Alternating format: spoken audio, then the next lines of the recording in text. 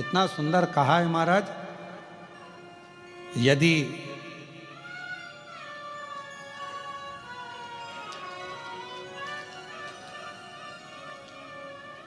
घर में यदि क्लेश उत्पन्न हो जाता है,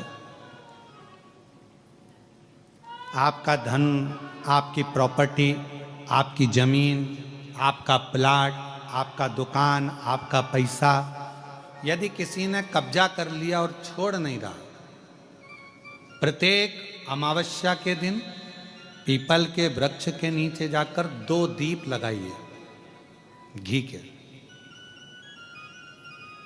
दोनों दीप के सामने एक हल्दी का चावल, एक कुंकू का चावल का दाना रख दीजिए और सुधा सुधा सुधा सुधा 3 बार कह दो और स्मरण करो, हे हमारे कुलदेव, पितृदेव, शिवदेव, महादेव, कृपा कर कर मेरा जो जमीन है, मेरा जो धन है, मेरी जो प्रॉपर्टी है, मेरा पैसा लोगों ने हथिया लिया, देते नहीं। अपना गोत्र बोलकर स्मरण कर कर बाबा मेरा धन मुझे वापिस ना कर दो। एक अमावस्या पर करो, फिर अगली अमावस्या करो, ऐसे 2-4 अमावस्या करोगे। जिसने ले रखा है वो खुद सोचेगा कि मुझे क्या हुआ, कि मुझे देना है, उसका पैसा चुकाना है, धन रखेगा नहीं वो। पितृ सुधा का नाम स्मरण करते से, जब हम सुधा सुधा सुधा सुधा कहते हैं, पितृ उसको स्वीकार करते हैं। जैसे अग्निदेव की धर्म पत्नी स्वाहा, क्या है, जम के बोलो जरा, स्वाहा। जब हम यज्ञ करते हैं, सांकल ले देते हैं, ओम वैष्णवे स्वाहा, स्वाहा बोलते से ही अग्नि देवता की धर्म पत्नी उस भाग को देवताओं को देती है।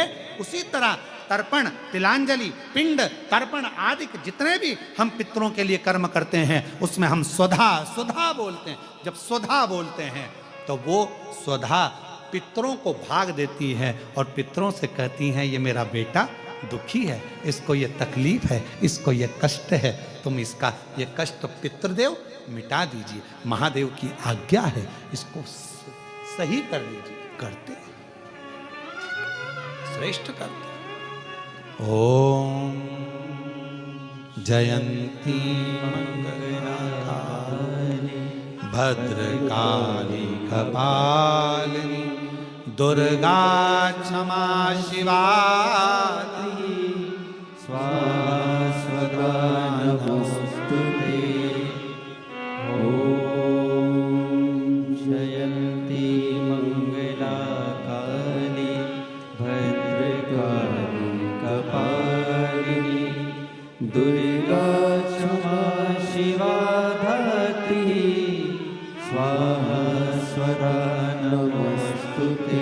स्वधा का उच्चारण हमको सुख प्रदान करता है, स्वधा का उच्चारण हमें संपदा प्रदान करता है। अगर किसी व्यक्ति के जीवन में खो गया, कर्जे में डूब गया, कर्जा बहुत हो गया, पैसा चले गया, गाड़ी चली गई, मकान चले गया, सब गिरवे रखा गया, सब कुछ समाप्त हो गया, उसको प्रत्येक प्रदोष को, प्रत्येक अमावस्या को घी का दीप किसी भी पेड़ के नीचे, ये 5 वृक्ष बताए हैं पितृभाव के, उन 5 वृक्ष में से कहीं पर भी बड़, पीपल, आंवला, शमी, बेलपत्र आदि 5 वृक्ष में से किसी भी वृक्ष के नीचे प्रज्वलित करे और काम ना करे, उसका कर्जा चूकता ही है, चूकता। 4 एक प्रसंग है, पहले कभी स्मरण में नहीं आया पर आज स्मरण में आया है, नगपुरा में, तो बड़े सावधानी से सुनिएगा। एक बार मां आद्य शक्ति पार्वती अपनी सखी गजमुखी के पास गई। क्या नाम था उनकी सहेली का? गजमुखी। जम के बोलो, गजमुखी। उनकी सखी गजमुखी के पास गई। ध्यान देना थोड़ा सा। एक शिवजी के गण नंदी और एक पार्वती जी की सहेली गजमुखी। कहते हैं शंकर भगवान के गण नंदी इतने सुंदर थे, इतने सुंदर थे कि उनको देखकर अप्सराएं भी उनकी ओर आसक्त हो जाती थी। इतने सुंदर, इतने सुंदर। तब बाबा देवाधिदेव महादेव की आराधना में नंदी लग गए। शिवजी ने कहा वर मांगो तुमको क्या चाहिए, तो कहा कि मेरा मुख बदल दो, मुझे ये मनुष्य का चेहरा नहीं चाहिए। क्यों? अगर ये चेहरा रहेगा तो लोग मेरी ओर आसक्त होंगे और मैं आपकी भक्ति नहीं छोड़ना चाहता, इसलिए मुझे ये चेहरा हटाकर आप नंदी का चेहरा लगा दीजिए और मुझे आपका शिष्य बना दीजिए। दूसरे नंबर पर है माता पार्वती जी की सहेली गजमुखी। इतनी सुंदर थी, इतनी सुंदर थी, इतनी सुंदर, जो आज के ज़माने में दिन भर इंस्टाग्राम पर और फेसबुक पर और ना जाने कौन कौन से वो सोशल मीडिया पे आप जितनी भी सुंदर सुंदर कहते हो ना, कितनी सुंदर, कितनी सुंदर, ये सब जितनी दुनिया की सुंदरता है पार्वती जी के साथ रहने वाली एक उनकी सखी गजमुखी के चरणों की धूल के बराबर है, चरणों की धूल के बराबर। इतनी सुंदर थी गजमुखी। एक दिन गजमुखी आई पार्वती जी के पास, गौरा गौरा गौरा। गौरा ने कहा क्या बात है, क्या हो गया? एक वर चाहती हूं तुमसे। क्या वर है? बस मैं चाहती हूं कि जब भी मैं तेरे साथ चलूं पूरी दुनिया की दृष्टि केवल तुझ पर रहे, मुझको कोई ना देखे, ऐसा वर चाहिए। पार्वती जी ने कहा इतनी स्त्री की सुंदरता तो उसके चेहरे से ही होती है और तू ऐसा वर मांग रही? नहीं नहीं नहीं, मुझे बस तू वर दे दे, ऐसा वर दे दे। पार्वती जी ने कहा तुझे जो अच्छा लगे वो प्राप्त कर ले, मुझे हाथी का मुख लगा दे।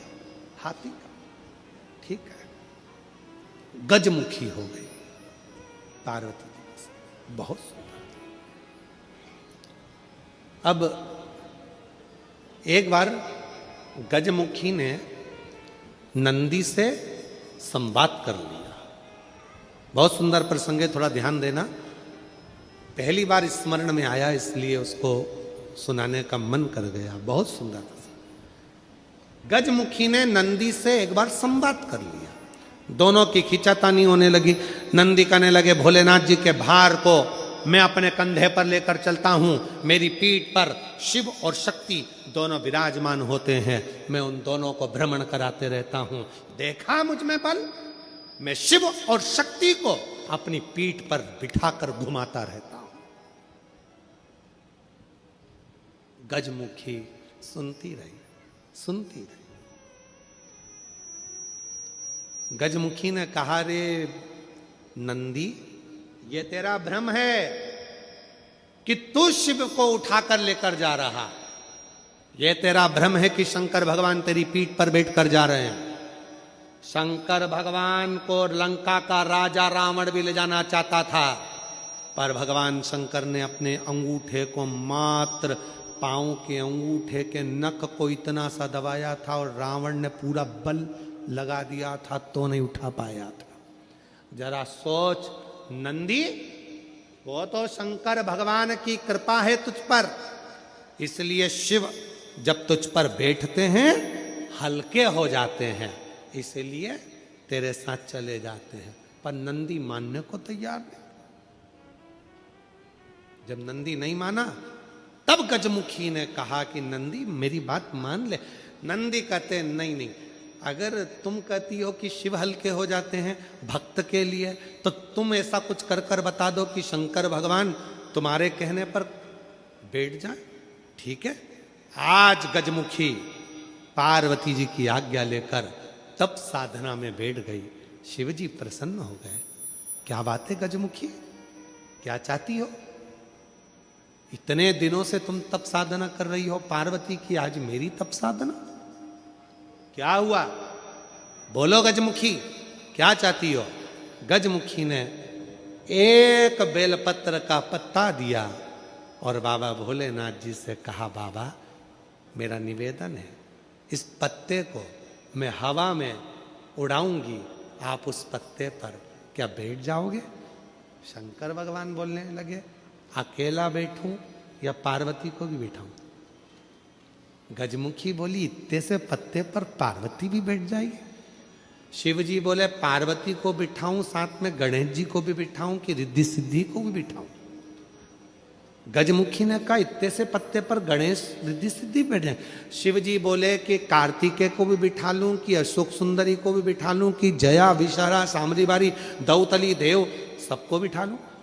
इतना बड़ा परिवार सब बैठ जाएगा। इतने में शिव जी बोले कि भगवान विष्णु और लक्ष्मी को भी बिठा लूं क्या? कहा, विष्णु लक्ष्मी? तू कहे तो ब्रह्मा ब्रह्माणी को, ब्रह्मा ब्रह्माणी, इंद्र इंद्राणी, 33 कोटि देवता इस पत्ते पर बिठा देता हूं। बोल गजमुखी। गजमुखी मुस्कुराकर बोली, ये सब तो नहीं, केवल आप बैठ जाइए। गजमुखी ने शिव नाम लेकर पत्ते को शिवलिंग पर चढ़ाने के लिए बस थोड़ा सा उसको नीचे की ओर गिराया। उतनी देर में उस पत्ते के अधर पर मेरा शंकर आकर विराजमान हो गया। मेरा शिव उस पत्ते पर आकर विराजमान। आवाज लगाई, नंदी जल्दी आओ। तुम कहते थे मुझ में बल है, मैं शिव को पीठ पर बिठाता हूं। तुमसे ज्यादा बल एक बेलपत्री के पत्ते में है, जो पूरे 33 कोटि देवता को एक पत्ते पर बिठा सकता है। एक बेलपत्र के पत्र में वो बल होता है, एक बेलपत्र के पत्ते में वो बल होता है, पूरे ब्रह्मांड को वो अपने में समेटे रहता है। तब भगवान शिव ने प्रसन्न होकर कहा, सुनो गजमुखी, आज मैं प्रसन्न हुआ, तुम्हें वर देता हूं।